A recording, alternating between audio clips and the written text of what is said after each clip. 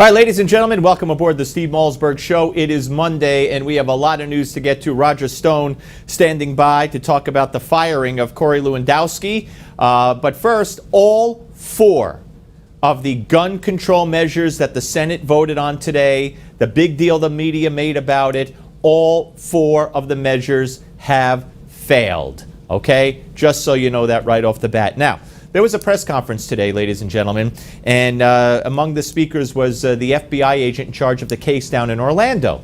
And this was as they were putting out the transcripts of the phone calls that the Islamist shooter made while he was shooting everybody. First, they put out redacted transcripts, and then they decided after everybody complained, they put out the full thing. We'll get to that in a second. But I want you to listen. This has become commonplace. Listen to the FBI agent give her a history, or I should say a lesson, in religion and theology. Watch. The killer of 49 and the shooter of 53 others identified himself as an Islamic soldier who pledged allegiance to a terrorist organization which was bent on killing Americans.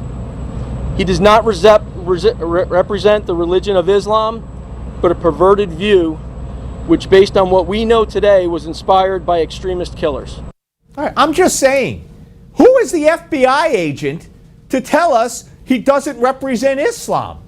Is this man a theologian? I'm just asking. I'm not saying he does represent Islam, but follow me. Has he read the Quran? Was he told to say this? Bingo.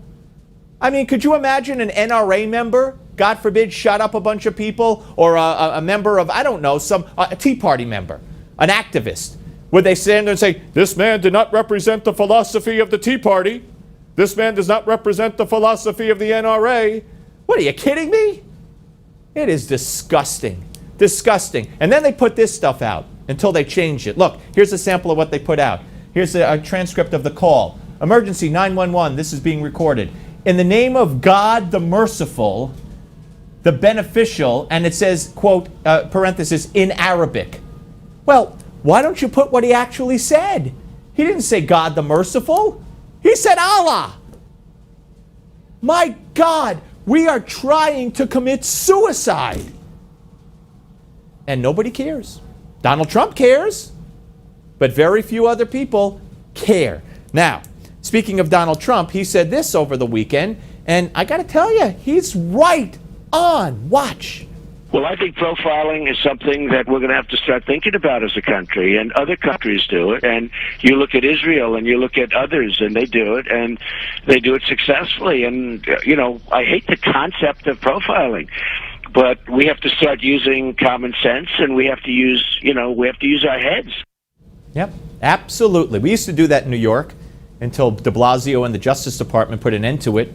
Anyway, I want you to listen to Corey Lewandowski after he was let go as the man who was running the Trump campaign, and he went on CNN and he was asked, why were you fired? From your perspective, what happened? Why were you fired? I don't know. I don't know the answer to that. I had a nice conversation with Mr. Trump, and I said to him, it's been an honor and a privilege to be part of this, and I mean that from the bottom of my heart. Were you surprised? Were you blindsided?